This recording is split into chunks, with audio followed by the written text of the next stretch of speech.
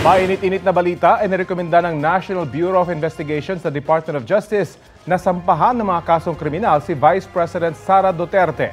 Kaugnay iyan sa mga naging pahayag niya laban kay Pangulong Bongbong Marcos at iba pa.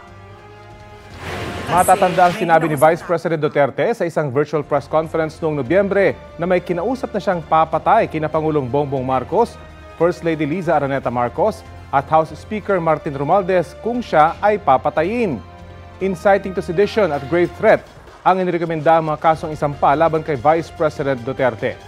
Bago nito, pinaharap ng NBI ang Vice Presidente pero para magpaliwanag tungkol sa naging pahayag, hindi humarap si Duterte. Sabi naman ng National Prosecution Service, isasalang pa sa evaluation ang usapin para matukoy kung sapat o hindi ang ebidensya para ituloy na agad iyon sa preliminary investigation. Sinisikap ng GMA Integrated News na kunin ang panig ng Vice Presidente kaugnay nito. Sa press conference niya noong Biyernes, sinabi niyang wala siyang sinabing assassination threat laban sa Pangulo.